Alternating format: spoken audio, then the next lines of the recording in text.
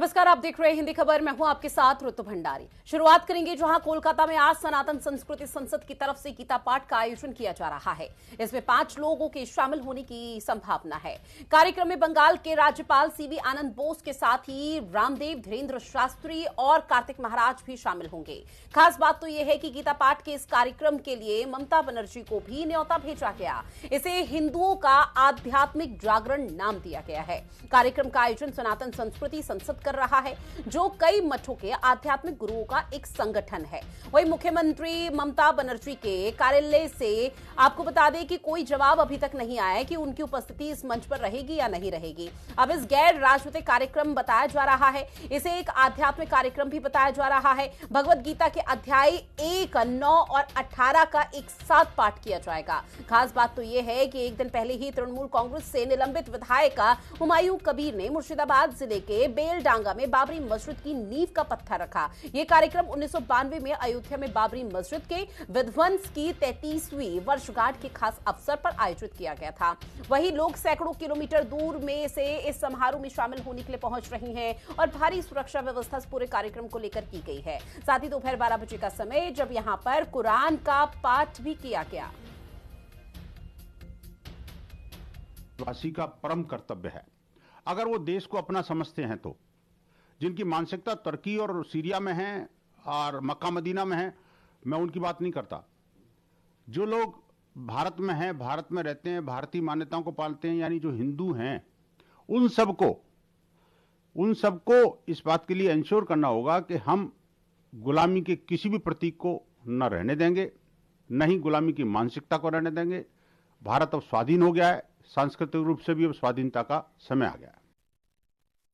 1947 में जो दो बंटवारा हुए हैं, उसी टाइम मस्जिद कितने था, अभी हजारों मस्जिद नया हुआ है, मंदिर भी हुए हैं। तो मंदिर मस्जिद के विवाद हमारे सन्यासी मैं नहीं कर रहा हूँ, लेकिन बाबरी नाम से मेरे आप बहुत आप मैं रिक्वेस्ट करेंगे, बाबरी नाम छोड़ करके अब दूसरा नाम दीजिए, कोई बात नहीं है। ये बाबरी के लिए भारत में बहुत लड़ाई हुए हैं, बहुत इतिहास है, बाबर बहुत अत्याचारी है, इसीलिए बाबर के नाम से मस्जिद होना नहीं चाहिए। मस्जिद बनाइए जरूर, लेकिन नाम चेंज करना चाहिए। राजनीति अलग है। देखिए, मैं तो मुर्शिदाबाद जिला में 50 साल ही हमारा पास है, हमारा वहाँ का सेक्रेटरी माननीय भरत कुमार झावर जी, तो मैं तो वहाँ 50 साल से तैयार किया था। और देखिए, सीधी तस्वीरें भी आपको साझा कर रहे हैं, जहां पर फिलहाल मंच पूरी तरह से सजकर तैयार है। इंतजार उस घड़ी, उस ऐतिहासिक पल का किया जा रहा है जब सभी धर्मगुरु और जो भी तमाम गणमान्य लोग इस मंच पर मौजूद हैं, उनकी तरफ से एक सुर में, एक लय में आपको बता दें गीता पाठ यहां पर किया जाएगा। अब ऐसे में गीता पाठ को लेकर निश्चित तौर पर सियासत होनी भी लाजमी है। जब इस तरह का कार्यक्रम, वो भी पश्चिम बंगाल यानी कि कोलकाता की धरती पर किया जा रहा है, तो फिर जो राजनीतिक और या पॉलिटिकल पार्टी कहें, वो चुप कैसे बैठ सकती हैं? क्योंकि कल यह 6 दिसंबर की वो तारीख थी जब बाबरी मस्जिद डिमोलिशन का ये पूरा मामला हाईलाइट हुआ था। 1986 में का ये था और ऐसे में 33वीं वर्षगांठ रही, जहां पर हुमायूं की तरफ से आपको बता दें कि उसको लेकर मस्जिद बनाने की बात उनकी तरफ से पहले ही कही जा रही थी। टीएमसी के सांसद वो पहले रहे थे, उसके बाद उनको पार्टी से निलंबित कर दिया गया था जब इस तरह का बयान और इस पर खूब तेजी के साथ सियासत हुई थी। उनकी तरफ से कल इसका एक पत्थर रखा गया, ईंट रखी गई, यानी कि नींव रखने की कोशिश की गई। अब माना यह जा रहा है कि उसी के चलते और उसी का जवाब देने के लिए तमाम जो सनातन धर्म से जुड़े हुए कई गणमान्य लोग हैं, उनकी तरफ से गीता पाठ का आयोजन किया गया है। अब ऐसे में इस पूरे मामले को लेकर धार्मिक एंगल निकालने की कोशिश हो रही है और यह कहा जा रहा है कि बीजेपी अगर इस तरह की पार्टी को सपोर्ट कर रही है या फिर इस तरह के कार्यक्रमों को सपोर्ट कर रही है, तो कैसे कल का कार्यक्रम गलत हो सकता है। खास पैनल हमारे साथ जुड़ा हुआ है, जिनसे आप सभी का परिचय करा दें। संजय सिंह जी, जो कि बीजेपी के नेता है, डॉक्टर शिवानंद जी हमारे साथ जुड़े हुए हैं, कांग्रेस के प्रवक्ता, स्वामी दिव्यानंद महाराज जी हमारे साथ जुड़े हुए हैं हिंदू धर्म गुरु से, और Islamic scholar advocate Mohammad Usman ji भी हमारे साथ जुड़ चुके हैं। आप चारों का बहुत स्वागत हिंदी खबर में। संजय सिंह जी, शुरुआत सर मैं आपके साथ करूंगी। कल भले ही अभी अब यहाँ पर कोई पॉलिटिकल पार्टी का मामला नहीं है और ऐसे में, लेकिन इस पूरे मामले पर फिर भी सियासत हो रही है, उसके पीछे की वजह आप क्या मानते हैं? कल यहाँ पर हुमायूं अकबर की तरफ से एक ईंट रखी गई थी जिसमें बाबरी मस्जिद की यहाँ पर शुरुआत की बात कही जा रही थी, और आज उसी के जवाब में ये गीता पाठ कोलकाता में। नहीं नहीं, देखिए उसका जवाब है कि नहीं, लेकिन हम्म। गीता का पाठ मानवता के लिए है और मानवता को सही रास्ता दिखाने का है। गीता में कहीं भी युद्ध की बात नहीं है, लोग गलत इंटरप्रिटेशन करते हैं। हम्म। मैं थोड़ी सी बात कह दूं। ठीक। पहले अध्याय में आपको कुरुक्षेत्र में सेनाएं खड़ी दिखती हैं, लेकिन दूसरे अध्याय से भगवान कृष्ण अर्जुन से युद्ध करने के लिए कहते हैं। किससे? हम्म। अपनी इंद्रियों से, अपनी जो सेंसरी ऑर्गन्स हैं, अपने जो उनका व्यक्तिगत धर्म है निभाने, उसकी उसकी बात करते हैं। कहीं भी युद्ध का नहीं है, व्यक्ति को सुधारने का है गीता। और आज आवश्यकता है गीता और रामचरितमानस सनातन धर्म जी। की पूरे विश्व को, पूरा विश्व जो रक्त रंजित है, जो अहिंसा से करहा रहा है, वो सनातन धर्म ही इस मानवता को बचाने की बात करेगा, हाँ। रक्षा कर सकता है। उसी में ये ताकत है। दूसरी बात मैं कहना चाहता हूं कि जो कल बाबरी मस्जिद, एक बाबर नाम के शैतान के नाम पर जो हम्म। बाबरी मस्जिद की नींव रखी गई है, वो वास्तव में बहुत चिंताजनक है। इसका मतलब आज भी बाबर जिंदा है। ये माना जाएगा कि आज भी बाबर, औरंगजेब, ये सब जिंदा हैं, जिनके हम्म। नाम पर एक अलग मुल्क माना गया था। देखिए बंगाल की स्थितियां बहुत खराब हो चुकी है। मैं बहुत संक्षेप में बताना चाहता हूं। बंगाल के एक मेयर है कोलकाता के, आप सब जानते होंगे। उन्होंने 2-3 वर्ष पहले कहा था कि आबादी बढ़ाओ अपनी, और वो हम्म। ममता बनर्जी के राज्य मंत्री भी हैं। तो उन्होंने कहा था एक मुसलमानों के सम्मेलन में कि अपनी आबादी बढ़ाओ, और उन्होंने खुलकर कहा था कि आबादी कैसे बढ़ाओगे? धर्मांतरण के द्वारा। और उन्होंने अपने मजहब की तारीफ करते हुए कहा था कि वो हिंदू दुर्भाग्यशाली हैं जो मुसलमान नहीं बने। बहुत लंबा भाषण है। दूसरी बात और मैं कहना चाहता हूं, आज बंगाल की जो सांप्रदायिक स्थिति है कितनी खतरनाक हो चुकी है, वो ठीक है। मैं उसको बता रहा हूँ। हाँ। उत्तरी दिनाजपुर के विधायक हैं चोपड़ा विधानसभा के, उनका फोटो बहुत वायरल हुआ था। वो वहां एक पति और पत्नी की पिटाई की जा रही थी। ठीक है सर, अभी उन्होंने अभी खुलेआम कहा था कि बाकी मेरी बात मामलों के पूरी लिए होने समय नहीं है, दीजिए, क्योंकि देखिए आधे मेरी बात घंटे का थोड़ी सी, समय मिलता है तो निश्चित तौर पर हर किसी का बात परसेप्शन पूरी जानना होने बेहद दीजिए। जरूरी उन्होंने रहता है। कहा था तो अभी कि बाकी मुद्दों की या ये बाकी जो मामलों का चोपड़ा जिक्र है ना ना, करते हुए एक छोटा सा रिएक्शन मैं मुस्लिम आपसे राज और से बन लूंगी। चुका है। क्या ये 2026 के विधानसभा चुनाव के लिए अभी से सियासी प्रसाद बिछाई जा रही है? भले ही इस मंच पर आप लोगों ने बोल दिया है कि भाई यहाँ पर ये कोई राजनीतिक या फिर पॉलिटिकल मामला नहीं है, लेकिन आप लोगों की तरफ से गीता पाठ को सपोर्ट किया जा रहा है, और जो नरेटिव जिस चीज का नहीं मैंने नहीं, स्टार्टिंग में बिल्कुल सर बिल्कुल जिक्र बिल्कुल, किया, रितु जी, वही रितु जी, इंटेंशन लोगों के सामने आ रही है। रितु जी, मैं बात रखूं? जी जल्दी से। देखिए, धर्म और अधर्म का युद्ध है। हम्म। जब धर्म की हम लड़ाई लड़ेंगे, धर्म के लिए लड़ेंगे, तो गीता आवश्यक हो जाती है। ठीक है। ये अधर्म और विधर्म के खिलाफ लड़ाई है। ये बाबरी के नाम की जो नींव रखी गई है, हम्म। ये विधर्मी था, ये अधर्मी था, हत्यारा था मानवता का। हम्म। जो मानवता का हत्यारा होगा वो विधर्मी होगा, वो चाहे किसी उसमें हो। तो ये धर्म अधर्म की लड़ाई है। ठीक है, सीधे तौर तो पर वही गीता बात हुई ना सर। अभी मैंने आपसे शुरुआत में यही सवाल पूछा था कि जी, क्या ये कल के मामले का जवाब है, आपने कहा नहीं, ये उस मामले का जवाब नहीं है, अब ये धार्मिक एंगल है। लेकिन अब आप उसी को बोल रहे हैं वो विधर्म था, लेकिन अब धर्म की लड़ाई है। बात तो वही हो गई सर। कल का जो मामला हाईलाइट हुआ था उसी को लेकर आप लोग, बाकी जो गणमान्य लोग हैं वो जवाब दे रहे हैं। ठीक है, ठीक है। डॉक्टर शिवानंद जी, आपके पास आते हुए कांग्रेस का इस पूरे मामले पर क्या स्टैंड है सर? गुड मॉर्निंग ऋतु जी, पूरा पैनलिस्ट को नमस्कार। देखिए, कल जो बाबरी मस्जिद के लिए कोलकाता हाई कोर्ट ने परमिशन दिया है, वो उनका विचारधारा है और बनना चाहिए। और गीता पाठ करने के लिए कोई कोई नहीं रोक सकता। उल्टा गीता पाठ में नरेंद्र मोदी जी, राहुल गांधी जी और अमित शाह जी ये खुद बोल रहे हैं कि राम मंदिर उधर बनाना चाहिए। और इस तरह से हिंदू हिंदू हिंदू एकता का यहाँ अधिकार है। लेकिन इसमें कोई ये नहीं, ये सब राजनीति है, पॉलिटिक्स है। महंगाई चरम पर है। किसान किसान सुसाइड कर रहे हैं, आत्महत्या कर रहे हैं। युवा युवती को रोजगार नहीं है।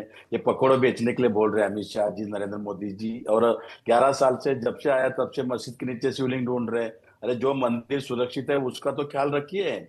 राम के नाम पे गाय गाय काटने वाले से चंदा ले रहे हैं। और जिस तरह से ये लोगों ने, ममता बनर्जी हो, नरेंद्र मोदी जी हो, अमित शाह जी हो, ये हिंदू मुस्लिम करना, जाति जाति में तेढ़ निमांग करना, ये रुकना चाहिए। दूसरी बात, इसमें इसमें मैं कल कल या 2 दिन लौटूंगी में संजय सुप्रीम सिंह जी, कोर्ट एक में सेकंड। मैं खुद पीएल डालूंगा। हाँ। इस तरह से कहीं भी हिंदू हो मुस्लिम हो, अरे युवा युवती को रोजगार की बात कीजिए। अग्निवीर योजना देखिए, 4 साल में जॉब नहीं है, रेल भर्ती नहीं हो रहे, लोगों में महंगाई चरम पर है। ये दिशाहीन करने का जी। एक प्लानिंग है नरेंद्र मोदी जी, अमित शाह जी।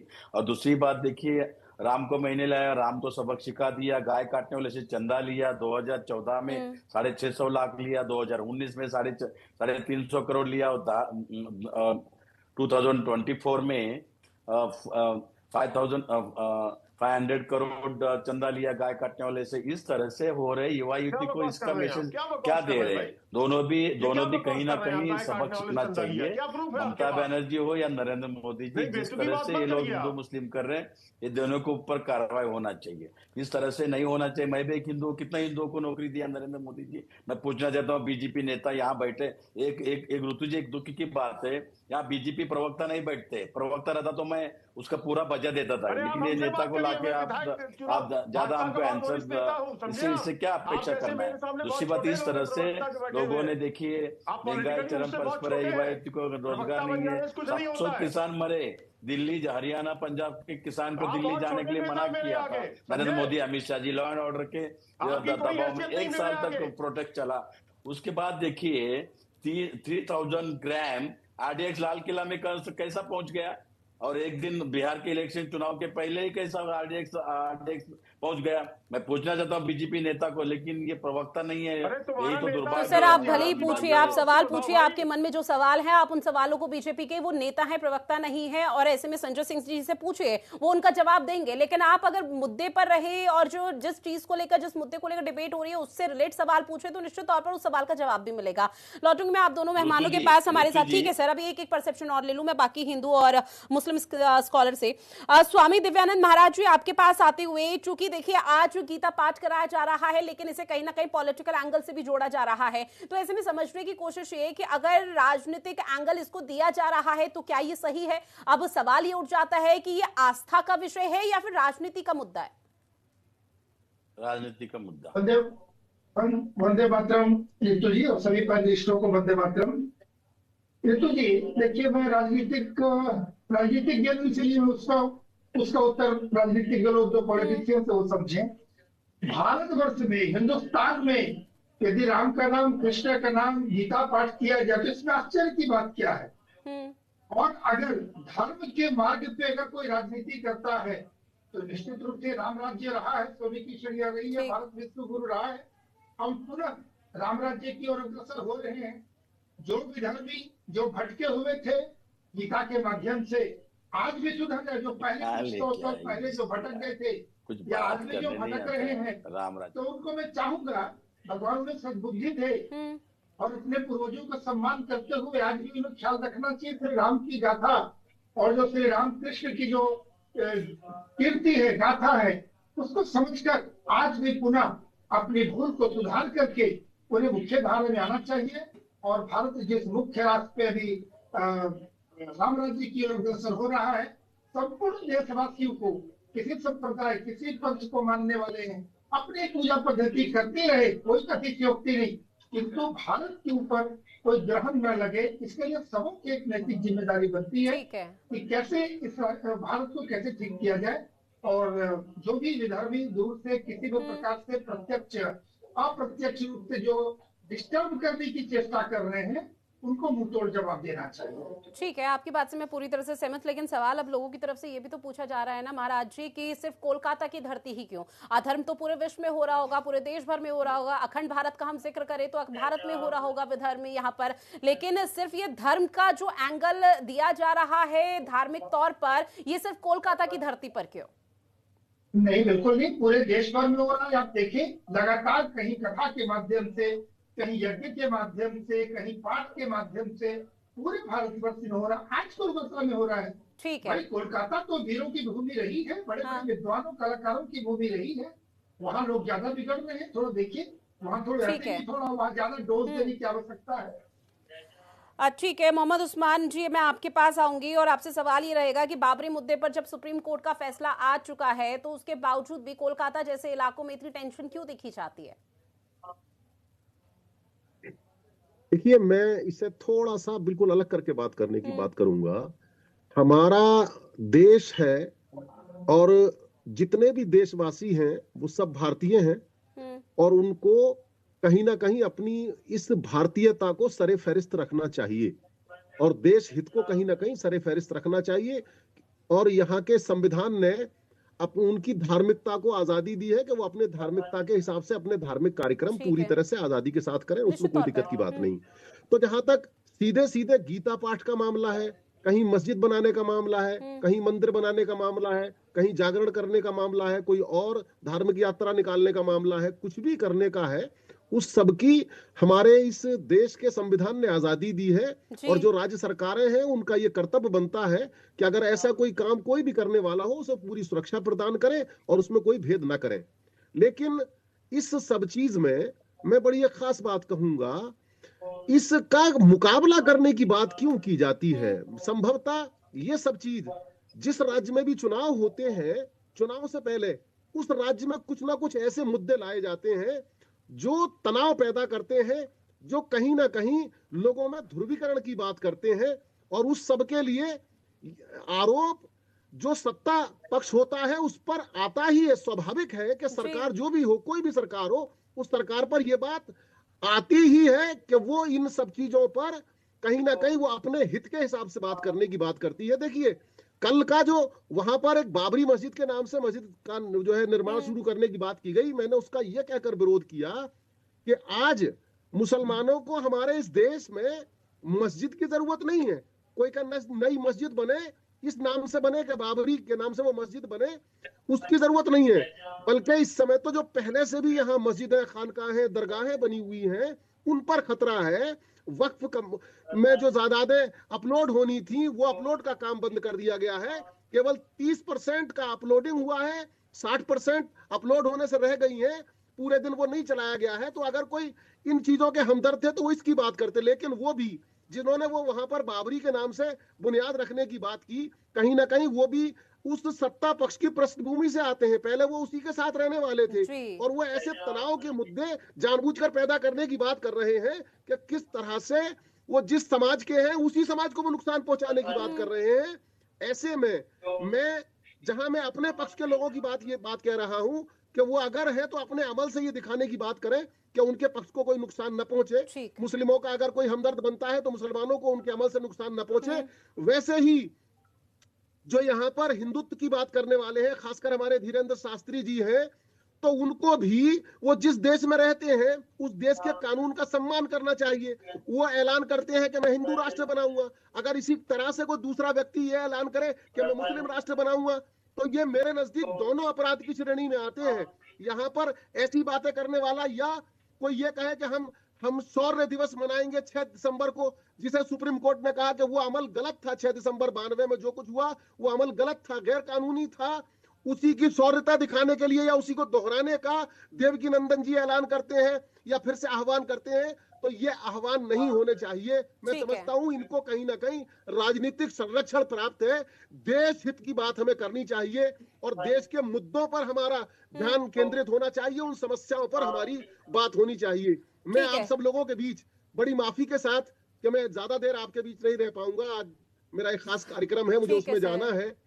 अगर मुझे चाहे तो बाद में मुझे जरा जल्दी ले ले, मुझे 1:45 तक अगर दोबारा ले ले तो कोई दिक्कत की बात नहीं। ठीक है सर, अब चूंकि आपको जाना भी है कार्यक्रम में तो उसको लेकर मैं ज्यादा समय नहीं लूंगी, लेकिन देखिए एक छोटा सा रिएक्शन कम शब्दों में प्लीज अपनी बात रखिएगा, उसके बाद आप फ्री हो सकते हैं सर। चूंकि देखिए जो पूरा मामला चल रहा है, इस पूरे मामले को लेकर अब जो सियासत हो रही है उसे कैसे देखा जाए, क्योंकि कहीं ना कहीं मुस्लिम समाज को भी यहाँ पर भड़काने की कोशिश की जा रही है कि भाई अगर हम इस तरह की चीजें कर रहे हैं तो आप भी हमारे सामने आइए, हमारे साथ आइए और इसमें समर्थन कीजिए।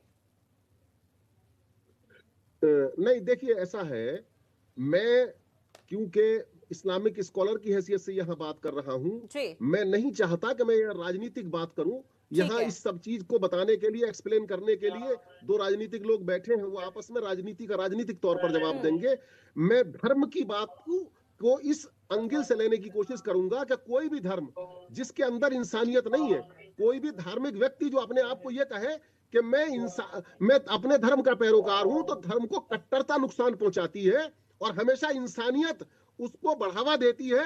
और असली धर्म वही है जिसके अंदर इंसानियत है। अगर उसके अंदर इंसानियत नहीं है प्रेम और भाईचारा ठीक नहीं है, है, सीधे तौर तो पर धर्म संभवतः के वो प्रति लोग धर्म का कट्टर नुकसान हैं और करने उसी वाला व्यक्ति कट्टरता के अथवा वो तहत किसी ये भी चीजें देखी जाती है। बहरहाल सर, आप हमारे साथ जुड़े, आप फ्री हैं सर, जा सकते हैं, आप हमारे साथ जुड़े और इस चर्चा का महत्वपूर्ण हिस्सा बने हैं, उसके लिए आपका बहुत शुक्रिया। लेकिन संजय सिंह जी, आपके पास आते हुए अपनी बात को कंप्लीट कीजिए सर। जी जी, मैं ये जो डॉक्टर क्या बैठे हुए इनका नाम मैं नहीं पढ़ पा रहा हूँ, मेरे पर नाम पर आपत्ति कर रहे थे, शायद मेरे बारे में जानते नहीं है। मैं पार्टी में बहुत वरिष्ठ हूँ और विधानसभा और ये सब का चुनाव ना सब सर हो चुका है। शिवानंद जी, कांग्रेस हाँ, के प्रवक्ता। जी जी, दूसरी बात देखिए, इनका दोगलापन देखिए कांग्रेसियों का। इनका वो मुख्यमंत्री तेलंगाना का कहता है मुसलमान मतलब कांग्रेस, या कांग्रेस माने मुसलमान, और इनका जो इनके प्रधानमंत्री थे वो खुद कह चुके हैं, मनमोहन सिंह, इस देश पे संसाधनों का पहला अधिकार मुसलमानों का है। तो ये है क्या? देखिए, मुस्लिम वोट बैंक इनसे अपना हिस्सा मांग रहा है। तृणमूल इनकी इंडिया अलायंस की पार्टनर है, उसके खिलाफ नहीं बोलेंगे। इनके सांसद, इनके मौलाना मदनी जिहाद की बात कर रहे हैं। इनका इंडिया अलायंस का सपा का जो सांसद है नदवी, लोकसभा में खड़ा होकर जिहाद की बात कर रहा है। इमरान मसूद जिहाद की बात कर रहे हैं, और ये लेके बैठे हैं एक लाल किताब है, भगवान जाने वो क्या कौन सी किताब है। ये संविधान के नाम पर नाटक करने वाले जिहाद की ताकतों के साथ खड़े हैं। तो जो जिहाद की बात करने वाले वो संविधान बिल्कुल खत्म करने पे आमादा है। ये लोग जो खड़े बैठे हैं ना, जो माथा लगा रहे हैं, इनको मैं सलाम करता हूं कि आप लोग लगता है जिहादियों की आप जिहादियों के प्रवक्ता है इस समय देश के अंदर। आप एक बार भी जिहाद के खिलाफ नहीं बोल रहे हैं। आपकी हैसियत नहीं, आपकी औकात नहीं जिहाद के खिलाफ बोलते, क्योंकि आपका वोट बैंक है, आपके सिर पे चढ़ बैठेगा वो। आप बातें बकवास इधर उधर की कर रहे हैं बैठे हुए। आपकी हिम्मत नहीं, ममता बनर्जी के खिलाफ क्यों नहीं बोलते? आपकी एनडीए अलायंस है, क्यों बाबरी मस्जिद के नाम पे वहां करवा रही है वो? और दूसरे देखिए डॉक्टर साहब, आप तो वैसे भी रामद्रोही हैं। आप तो चाहते ही नहीं थे राम मंदिर बनने देना। ठीक है सर, चूंकि समय भी कम है मेरे पास, शिवानंद जी अपनी बात रखिए। बाबरी मस्जिद कोई ढांचा लेके खड़े थे, आप तो रामद्रोही हो। आपकी सरकार ने देखिए ऋतु जी, सुन लीजिए मेरी बात सर। अब शिवानंद जी को सुन लेते सर, उतना समय नहीं है मेरे पास। ठीक है शिवानंद जी अपनी बात रखिए। राम काल्पनिक है तो आप तो बेशक लोग हो, राम के संजय सिंह जी सनातन के विद्रोही मेरे हो, मित्र, तो आपसे क्या बात उनको करें? क्या हो गया, आपसे इतना क्या बात बौखला करें? गया है। और आपकी दुर्गति इन्होंने इसलिए हो रही है, जितना राम का विरोध करोगे राम उतना मंदिर मिट्टी में बनाया, मिलोगे आप कितना लोग, बड़ा विरोध कर रहे हो भ्रष्टाचार बात को। किया, युवा मिट्टी में युवती मिल को जाओगे, रोजगार चिंता नहीं ना है, करो। गाय काटने अभी वाले और चंदा लिया, दुर्गति होनी 3000 कांग्रेस की, एकड़ लैंड अदानी और को दुर्गति दिया। होनी कांग्रेस वक्फ की। बोर्ड आप की सोच जमीन करो, आज भी मुकेश अंबानी के मिट्टी में मिल एंटीना गए, पैलेस आज भी वक्फ बोर्ड की जमीन पे है। बंजर हिल का 6.5 लाख एकड़ लैंड नरेंद्र मोदी, अमित शाह जी अदानी को देने का प्लान किया था। नसीब भगवान था, सुप्रीम कोर्ट ने रोक लगा दिया। ये लोगों का नीयत अलग है। ये नथुराम गोडसे आतंकवादी है, ये लोग आरएसएस इंग्रजों के चाटुगिरी करने वाले लोग हैं। कौन सा देश के लिए काम किया आप लोगों ने, बताओ कौन सा अच्छा काम किया? मैं भी एक हिंदू हूँ, कितना हिंदुओं को नौकरी दिया संजय सिंह को, मेरे मित्र को पूछना चाहता हूँ, कितना डेवलपमेंट किया नरेंद्र मोदी जब से 2011 से 2024 तक 25 तक जमा है। देश हमेशा हिंदू मुस्लिम करना, हिंदू कांग्रेस, मुसलमान कांग्रेस, आदिवासी कांग्रेस, फार्मर कांग्रेस, गौर गरीब दलित पिछड़ों कांग्रेस। अरे भाई मैं भी कांग्रेस हूँ, कांग्रेस आप कोई आरएसएस बीजेपी आप लोग हिंदू नहीं है। आप उल्टा इंग्रजों के साथ चाटुगिरी करना, मापी वीर सावरकर, नथुराम गोडसे की विचारधारा, महात्मा गांधी जी गौर गरीब दलित पिछड़ों के साथ खड़ा होने वाला, उनका हत्या करते हो, शर्म आना चाहिए। ठीक है सर, आपकी तरफ से जो आरोप लगाए जा रहे हैं उसे एक पल के लिए कहा जा सकता है वो सही है, लेकिन शिवानंद जी मुझे लगता है कि जब इस तरह के आरोप किसी बड़े मंच से बैठकर लगाए जाएं तो ऐसे में आप लोगों को फैक्ट्स भी रखने चाहिए। जिस तरह से आपने कहा कि गाय काटने का पैसा लेते हैं, उसके बाद चीजें यहाँ पर देखने को मिल पाती है। हिंदू धर्म गुरु जी के पास मैं जाऊंगी। महाराज जी कम शब्दों में अपनी बात रखिएगा कि आजकल धार्मिक एंगल को क्या पॉलिटिकल यहाँ पर एंगल बना दिया जा रहा है, जिसकी वजह से देश भर में ये सियासत हो रही है और ये रंग रूप देखने को मिल रहा है। देखिए संजय जी थोड़ा सा लगातार बोलेंगे तो बाकी लोगों को बोल दिया जाए। हम मर्यादित इतना पढ़े लिखे लोग सारे लोग हैं, मर्यादा का ख्याल रखना चाहिए अपने डिबेट के अंदर में। राष्ट्रीय चैनल पे बैठे हैं, देखिए ऐसा है ना, धर्म के काम तो होते हैं, होते रहना चाहिए। हिंदुस्तान है, राम की धरती है, श्री राम की धरती है और एक कृष्ण की धरती है। यहाँ तो धार्मिक कार्य होने चाहिए, होते रहेंगे। अब जो रोटी सेकने वाले अगर वो सामने आ जाए, तुरंत सामने खड़े हो जाए राम का विरोध करने, आरएसएस को गाली बकने के लिए, अरे आरएसएस से तुलना करते लग रहा है किसी आतंकवादी की बात कर रहे हैं। किसी आतंक ग्रुप उनका क्यों नहीं करते शिवलिंग जी? आप उनके बारे में बोलिए, जो आतंक करते हैं, गला काटते हैं, सर तन से जुदा करते हैं, उसके बारे में क्यों नहीं बोलते हैं? आरएसएस कहीं भी खड़े होके किसी भी कोई भी पैंडेमिक होता है, कहीं किसी प्रकार का कोई खतरा होता है, आरएसएस खड़े होकर लोगों की सेवा करती है, उसके बारे में बोलने में आपको शर्म आनी चाहिए। जहाँ कोई नहीं है बीच में आरएसएस को ठीक है, आपके पास विषय नहीं है, आपको विषय बोलने के लिए आपको ठीक है। लेकिन अंदर सवाल और यही चीजें सामने आ रही है जो ओवरऑल सार है कि आखिर कोई भी धार्मिक यहाँ पर मुद्दा उठता है तो उसको पॉलिटिकल पार्टी अपने एंगल से क्यों तोलना शुरू कर देती है, जिसके बाद देश भर में जो माहौल है वो कहीं ना कहीं बिगड़ जाता है और उसी के माध्यम से फिर वो तस्वीरें देखने को मिलती है जिसकी हर कोई निंदा करता है। बहरहाल आप सभी मेहमान हमारे साथ जुड़े, इस महत्वपूर्ण विषय पर चर्चा की है, उसके लिए आप सभी का बहुत शुक्रिया। खास पेशकश में इतना ही। देश और दुनिया की बड़ी खबरों के लिए आप बने रहिएगा हिंदी खबर के साथ। नमस्कार।